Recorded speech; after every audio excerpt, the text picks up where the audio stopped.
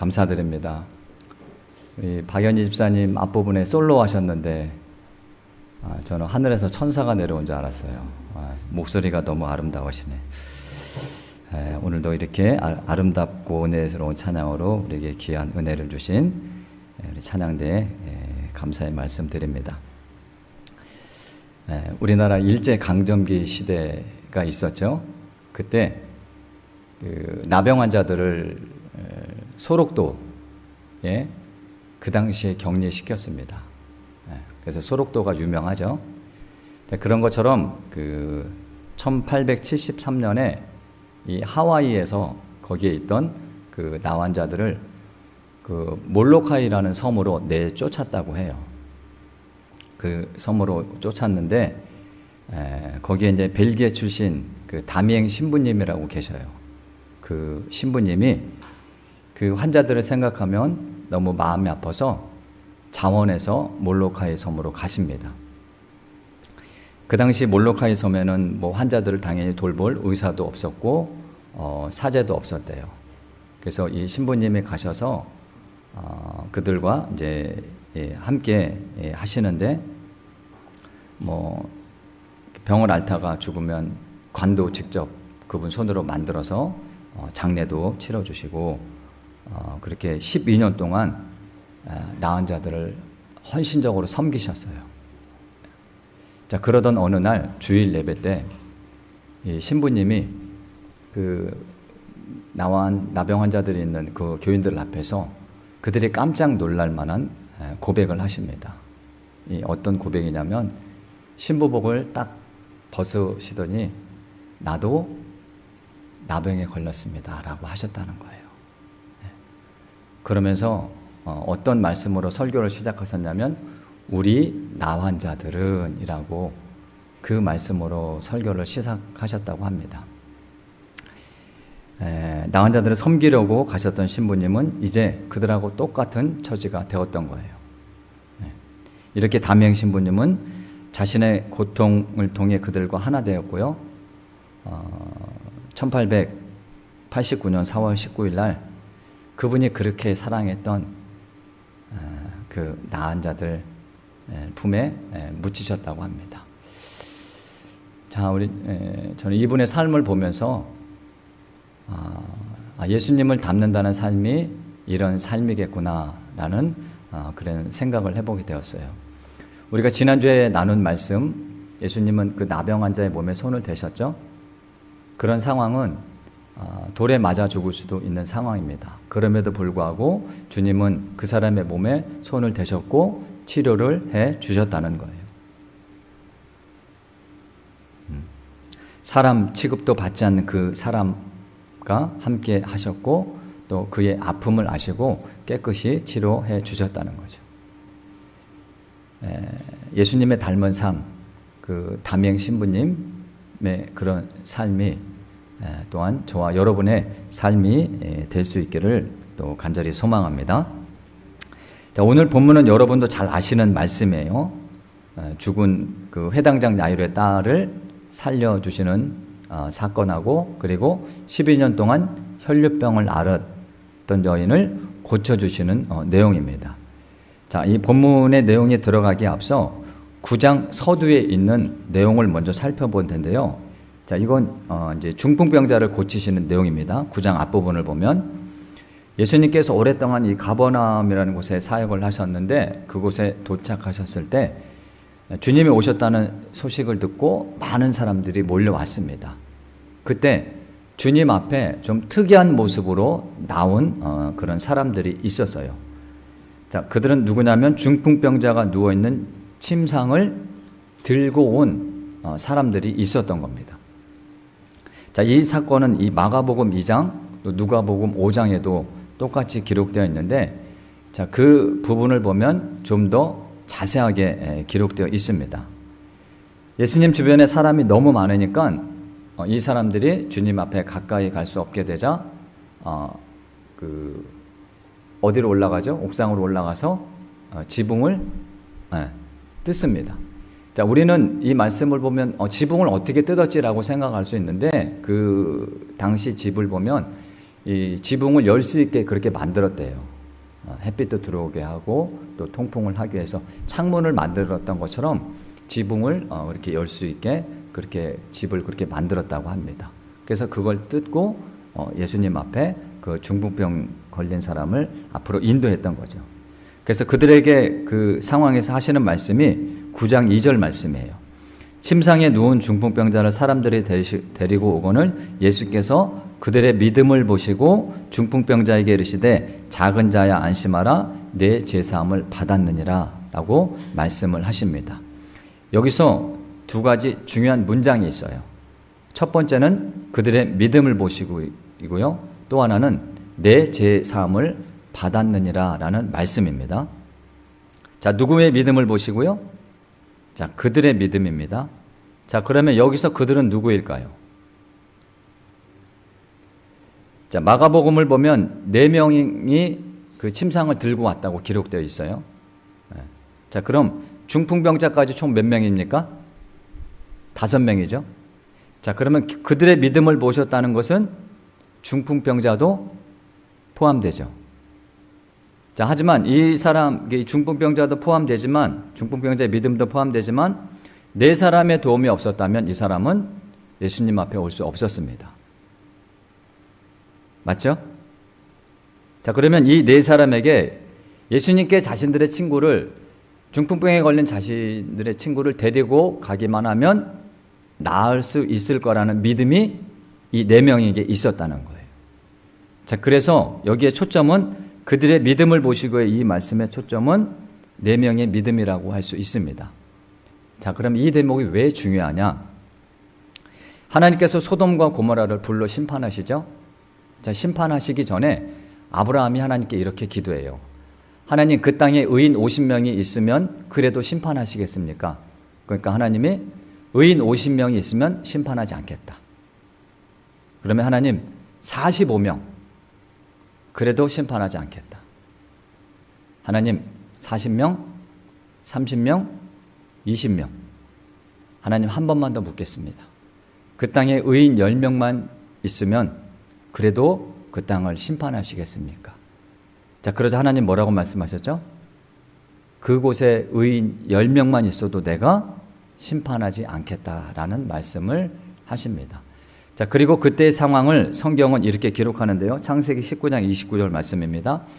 하나님이 그 지역의 성을 멸하실 때, 곧 롯이 거주하는 성을 엎으실 때에 하나님이 아브라함을 생각하사 롯을 그 엎으시는 중에서 내보내셨다라는 말씀이 있어요.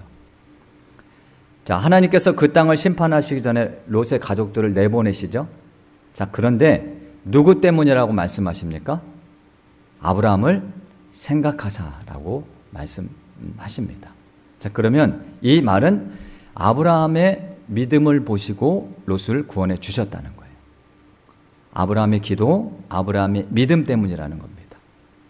자, 중풍병자의 상황도 마찬가지예요. 예수께서 중풍병자를 데리고 온 그들의 믿음을 보시고요, 중풍병자의 병을 낫게 해주셨다는 겁니다. 자, 아브라함이나 본문의 상황이 우리에게 주는 메시지는 여러분의 기도와 믿음을 통해서요, 다른 사람들의 구원의 길을 열어갈 수 있다는 거예요. 자, 그래서 가족 중에 믿지 않는 사람이 있으면, 믿지 않는 가정이 있으면 그 가족들을 위해서 하나님 앞에 끊임없이 기도해야 되는 겁니다. 아브라함처럼. 그러면 하나님께서 아브라함을 생각하사 롯을 구원해 주신 것처럼 여러분의 기도를 생각하셔서 여러분의 기도를 응답해 주시고 또한 여러분의 가족도 구원해 주신다는 거예요. 그래서 이 믿음이 참 중요한 겁니다. 나의 기도와 믿음을 통해서도 다른 사람의 구원의 길을 열어갈 수 있다는 것. 자, 믿음은 개인적인 문제죠. 내가 예수님을 믿어야 구원받는 거지만 길은 열어갈 수 있다는 겁니다. 그러니 여러분 가족 중에 아직도 믿지 않는 분이 계시다면 포기하지 마시고 끝까지 기도하시기를 바랍니다. 믿습니까? 그리고 또 하나의 중요한 내용은, 자, 중풍병자가 예수님 앞에 나온 이유가 뭐죠? 당연히 자신의 병이 낫기를 위해서죠. 근데 예수님께서 이 사람에게 제일 처음 하셨던 말씀이 뭐냐면 내 죄사함을 받았느니라라는 말씀이에요. 자, 예수님이 이 사람이 중풍병자인 걸 모르셔서 이렇게 말씀하셨을까요? 당연히 아셨죠. 그런데 병을 고쳐주시기 전에 내 죄사함을 받았느니라고 말씀하셨다는 거예요. 왜 그렇게 말씀하셨냐면 이 당시 유대인들은 모든 병의 원인이 죄라고 생각했어요. 그러면 죄를 지면 하나님께서 병을 주신다고 그렇게 믿었다는 거죠. 자, 그러면 그 사람의 병이 나으려면 뭐가 선행되어야 되냐면 그 죄부터 사함을 받아야 되는 거예요.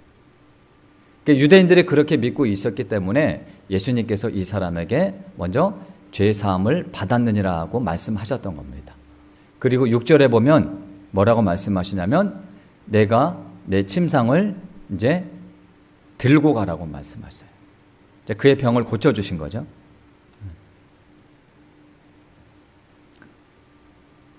자, 이제 본문의 상황으로 들어갈 텐데요. 이제 주님께서 요한의 제자들하고 대화를 하시고 있는 상황이었던 것 같아요. 요한에게 먼저 제자들이 있었는데 그들하고 이제 대화를 하시는 중에 어떤 사람이 이제 급하게 달려와서 하는 말이 뭐냐면 자신의 딸이 방금 죽었다는 거예요. 방금 죽었는데 주님께서 오셔서 내 딸의 몸에 손을 얹어주시면 살아날 겁니다라고 했다는 거예요. 자, 엄청난 믿음이죠. 그냥? 자, 지금 마태복음상에서 지금까지 예수님께서 많은 병자들을 고쳐주셨지만 죽은 자를 살려주신 적은 지금까지는 없습니다. 이게 놀랍습니다. 이 사람의 믿음이.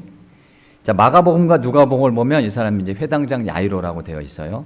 여기 본문에는 관리라가 나와 있는데 당시 종교 지도자들은 예수님을 아주 몹시 싫어했습니다. 자, 그러면 이 회당장도 이 회당의 업무를 맡아보는 사람이에요. 그래서 이 대부분의 회당장들도 예수님을 싫어했습니다. 자, 그런데 이 사람은요, 예수님께서 죽은 자도 살리실 수 있는 분이라고 믿었다는 거예요. 제 엄청난 믿음 아닙니까? 지금까지 예수님 앞에 수많은 사람들이 찾아왔지만 죽은 자를 살려달라고 한 사람은 단 한 사람도 없었습니다. 왜냐하면 죽은 자를 살린다는 것이 인간의 생각으로는 불가능하기 때문이죠. 그런데 이 사람은 주님이 그 죽은 사람도 살릴 수 있는 분이라고 믿었다는 거예요. 자, 야이로의 말을 들으신 주님께서 이제 그래 가보자 라고 하시면서 이제 길을 나서시는데 그때 이제 뭐 제자들뿐만 아니라 엄청난 무리의 사람들이 쫓아가죠. 왜냐하면 저 사람이 죽은 자도 살리는지 한번 내가 내 눈으로 확인해 봐야겠다 하면서 많은 무리들이 따라갔던 거예요. 자, 그때 사람들을 비집고 예수님 앞에 다가가려고 안간힘을 쓰는 한 여자가 본문에 또 등장합니다. 너무 많은 사람이 몰려 있었고 그리고 이 여자의 몸으로 남자들의 틈을 비집고 들어간다는 것은 쉬운 일이 아니었을 거예요. 그래서 이 여자는 그래서 죽을 힘을 다해 주님께 가까이 가려고 합니다. 이 사람은 12년 동안 혈류병을 앓고 있는 여자예요. 그 혈류병은 그 자궁에서 그 피가 계속 나오는 그런 병입니다. 그러니 얼마나 고통스러웠겠어요. 그래서 전국을 수소문해서 용하다는 의사들은 다 찾아다니는데 고치지 못하고요. 오히려 병이 더 악화됩니다. 그래서 그렇게 병을 고치려고 하다가 자신이 가지고 있는 재산도 다 이제 탕진하고 말았던 거죠. 더 이상 이제 소망이 없습니다. 자, 이 여자를 더 힘들게 했던 건 뭐냐면 당시 유대사에는 이렇게 혈류병을 앓는 여자, 피를 흘리는 병을 가지고 있는 사람들을 부정하게 여겼다는 거예요. 가족들마저도 가까이 할 수 없었다는 거죠. 그런 현실들이 육신의 병뿐만 아니라 이 마음에 아주 심한 고통을 안겨줬다는 겁니다. 자, 몸은 아프고 사람들은 자신을 멀리하고 사회적으로 소외되어 마음까지 아주 심한 고통 가운데 놓여 있는 사람이에요. 레위기 15장을 보면 유출병 환자에 대한 율법이 이렇게 기록되어 있습니다. 만일 여인의 피의 유출이 그의 불결기가 아닌데도 여러 날이 간다든지 그 유출이 그의 불결기를 지나도 계속되면 그 부정을 유출하는 그 모든 날 동안은 그 불결한 때와 같이 부정하다라는 그런 말씀이 있어요. 자, 율법에도 이렇게 명시되어 있으니까 이 부정한 여자는 사람들 앞에 가서는 안 됩니다. 자, 혹시라도 주변에 이 여자를 알아보는 사람, 저 사람은 그 혈류병을 앓고 있는 여자야 라고 알고 있는 사람이라도 있으면 주변에 모여있는 사람들이 이 여자에게 어떻게 할지 모릅니다. 나병 환자들이 가까이 오면 돌을 던졌던 것처럼 이 여자에게도 돌을 던질 수도 있는 그런 상황이라는 거죠. 자, 그런데 죽음을 무릅쓰고 예수님 앞에 간 겁니다. 자신의 힘으로는 도저히 방법이 없는 거죠. 그래서 이 여자는 내가 할 수 있는 마지막 일이라고 생각하면서 안간힘을 써서 예수님 앞에 뛰어든 겁니다. 자, 그래서 자신이 누구보다도 부정하다는 걸 잘 알고 있기 때문에 차마 예수님 앞에는 갈 수 없으니까 예수님 뒤를 이렇게 쫓아갔던 것 같아요. 그리고 무슨 생각을 했는지 본문 21절에 이렇게 기록되어 있습니다. 이 여자가 예수님 앞에 가기 전에 했던 생각인데 21절을 한번 우리 같이 읽어볼까요? 본문 21절 시작. 이는 제 마음에 구원을 받겠다 함이라. 자, 이 말씀이 마가복음에는 이렇게 기록되어 있어요. 이는 내가 그의 옷에만 손을 대어도 구원을 받으리라 생각하밀러라 라고 되어 있습니다. 자, 예수님의 옷에 손을 대기만 해도 자신의 병이 나을 거라고 뭐 했다고요? 생각했다는 거예요. 자, 대단하지 않습니까? 이 여자는 예수님을 잘 알고 있는 사람도 아니에요. 그냥 소문으로만 들었습니다. 자, 예수라는 자가 온 동네 여기저기 다니면서 많은 병자들을 고쳐주신대. 자, 그 정도만 알고 있는 사람인데 내가 예수님의 옷에 손을 대기만 해도 내 병이 나을 거야 라고 생각을 했다는 거예요. 대단한 믿음이죠. 엄청난 믿음입니다. 그래서 예수님의 뒤에 가서 몰래 주님의 그 겉옷을 만집니다. 그때 예수님이 뭐라고 말씀하셨냐면 22절 보니까 딸아 안심해라 내 믿음이 너를 구원하였다 라고 말씀하십니다. 이 사람은요 예수님 앞에 가서 주님 제 몸이 너무 아픕니다. 12년 동안 몸고생 마음고생 이루 말할 수가 없습니다. 그러니 제 병을 좀 낫게 해주십시오 라는 말을 단 한마디도 하지 않았다는 거예요. 그냥 겉옷만 만졌을 뿐인데 어떻게 됐습니까? 그의 병이 고침을 받았다는 거예요. 자, 이게 무엇을 말하냐? 예수님은 이 여자가 지금까지 어떤 삶을 살아왔는지 어떤 아픔과 고통 가운데 있었는지 다 알고 계신다는 겁니다. 여러분이 살다가 너무 힘들면 기도조차 되지 않을 때가 있죠. 예배 드리는 것도 버거울 때가 있습니다. 힘겨울 때가 있습니다. 그러나 단 한마디 말을 하지 않아도요 예수님은 여러분의 고통과 슬픔을 다 알고 계신다는 거예요. 너무 힘들어서 기도가 나오지 않는다면 지금 주님께서 나와 함께 하신다는 그 믿음만 갖고 있어도 그 믿음만 우리 안에 있어도 예수님께서 여러분의 처지와 사정을 다 아신다는 겁니다. 자, 12년 동안 혈류증으로 고생한 이 여자는 자신이 예수님의 옷자락만 만져도 나을 거라고 생각했다는 거죠. 성경은 이 여자가 믿었다고 하지 않았습니다. 생각했다고 했어요. 그런데 예수님께서 뭐라고 말씀하셨죠? 딸아, 내 믿음이 너를 구원하였다. 그러므로 여러분이 주님을 찾고자 하는 그 마음만 있다면 주님 내가 너무 힘듭니다 라고 단 한마디만 외쳐도 예수님은 여러분의 아픔을 다 아신다는 거예요. 예수께서 제자들에게 기도를 가르쳐 주시는 내용이 마태복음 6장에 있습니다. 거기서 주기도문도 나오죠. 기도를 그 주기도문을 가르쳐 주시기 전에 이렇게 말씀하셨어요.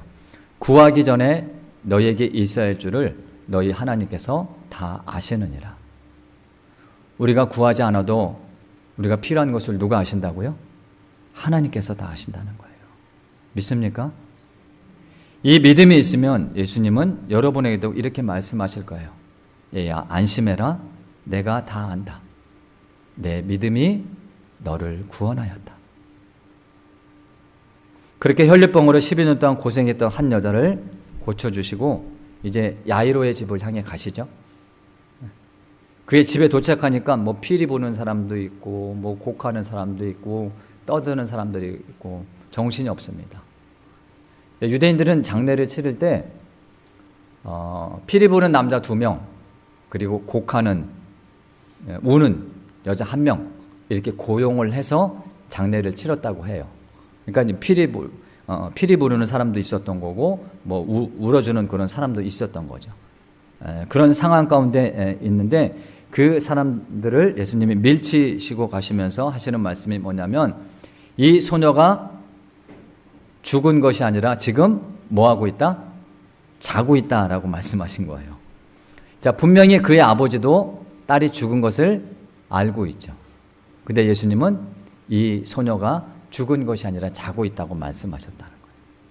자, 그러니까 주변에 있던 사람들이 얼마나 어이가 없겠습니까?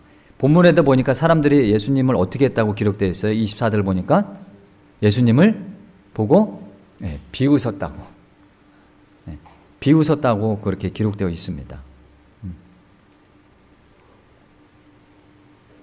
근데 주님께서 그 안에 있는 자들을 다 내보내시고요. 그 소녀의 잡을 잡으시니까 어떻게 되죠? 예수께서 들어가서 소녀의 손을 잡으심에 어떻게 됐습니까? 일어나는지라. 살아났다는 거죠. 자, 혈류병을 앓던 여인을 고치신 기적. 그리고 이 죽은 소녀를 살리신 기적. 자, 이 2가지 사건은 무엇을 말하려고 하는 걸까요? 자, 혈류병은 무슨 병이죠? 피를 흘리며 죽어가는 병이죠. 그리고 야이로의 딸은 죽었습니다. 자, 그런데 다시 살아났죠? 자, 이 모든 사건은 앞으로 예수님께 일어날 사건을 말하고 있는 것 같습니다. 왜냐하면 예수님은 이제 피를 흘리며 십자가를 지러 가실 겁니다. 십자가를 지셨지만 3일 만에 다시 살아나시죠. 자, 그런데 지금 이 상황은 예수님은 지금 십자가의 길을 걸어가시는 그 상황 가운데 그 고통 가운데 자신이 그 고통 가운데 있으면서도요 아픈 자들을 고쳐주셨다는 거예요. 이게 은혜입니다. 중풍병자, 혈류병을 앓았던 여인, 회당장 야이로 이들 모두는 더 이상 절망할 것이 없는 절망의 끝에 서 있는 자들이었습니다. 그래서 그 절망의 끝에서 이들은 예수님을 찾아갑니다. 그리고 예수님 그들을 만나주셨고 그들의 병을 고쳐주셨습니다. 여러분이 절망의 끝이라고 하는 그 순간에도 그 자리에도 예수님은 여러분과 함께 하신다는 것을 믿으시기를 바랍니다. 주님은 여러분이 얼마나 힘들고 아픈지 말하지 않아도요 다 알고 계신다는 거예요. 저희 어머니께서 살아가실 때 이런 일이 있었어요. 저희 어머니는 돌아가시 전에 한 2달 아니면 석 달에 한 번 병원에 입원하셨습니다. 한 번은 어머니께서 한 2주 정도 입원하셨다가 퇴원하셨는데 퇴원하시고 얼마 안 돼서 제 아들이 열이 40도가 올라가는 거예요. 그러니까 애가 열이 40도까지 올라가니까 경기를 하더라고요. 저도 어렸을 때 경기를 몇 번 했다는 얘기를 어머니한테 들었는데 애가 경기를 하고 눈이 뒤집히니까 어떻게 될지 모르겠는 거예요. 그래서 경희의료원에 입원을 했습니다. 그때 이제 그 장인어른 장모님이 아시는 분이 경희의료원은 그 방사선과에서 일하셔서 그분을 통해서 경희의료원에 입원을 했는데 애가 열이 왜 나는지 그 큰 병원에서 그 원인을 찾지를 못하는 거야. 그래서 이 손이나 이런 데 이제 혈관을 못 잡으니까 이 목에서 또 피를 빼더라고요. 애기들은. 그런데도 여러 가지 검사를 했는데도 왜 열이 나는지 그 원인을 찾지 못하는 거예요. 그래서 마지막으로 검사하려고 했던 게 그 척수 검사가 있습니다. 근데 그 척수 검사가 되게 힘들대요. 그리고 24시간 동안 움직이면 또 안 된다고 해요. 근데 그 검사를 하려고 하는데 마침 방사선과에서 찍었던 사진에서 요로 감염이라는 진단이 나온 거야. 그래서 그 염증이 있기 때문에 요로에 염증이 있어서 애가 열이 났다라고 해서 그렇게 치료를 받고 퇴원을 했는데 퇴원하자마자 아내가 갑상선 기능 저하증으로 또 입원했습니다. 어머니 입원하셨죠? 아들 입원했죠? 아내 입원했죠.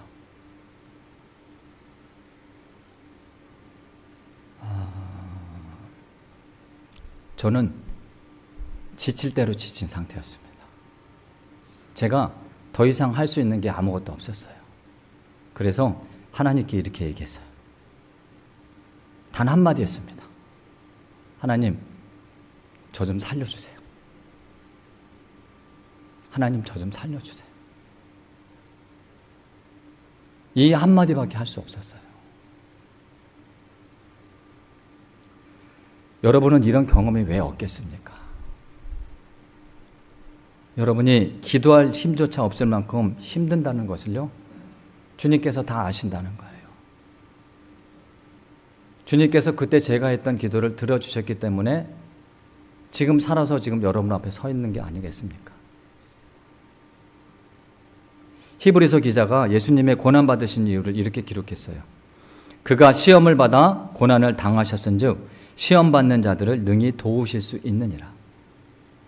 예수님이 고난을 받으신 이유는요, 고통받는 자들, 고통받는 저와 여러분을 도우시기 위해 그분이 고난을 받으셨고 십자가를 지셨다는 겁니다. 예수님의 고난은 그렇게 여러분의 아픔을 도우시기 위함임을 믿으시기를 바랍니다. 그러므로 어떤 절망의 순간에도 포기하지 마시고요, 여러분을 낫게 하시려고 십자가를 지신 그 예수님을 의지하시기를 바랍니다. 언제나 주님을 믿는 믿음만 있다면, 주님께서 나와 함께 하시다는 그 생각만 가지고 있다면 여러분에게도 치료의 역사, 또 회복의 은혜가 나타날 줄을 믿으시기를 주님의 이름으로 축원합니다. 우리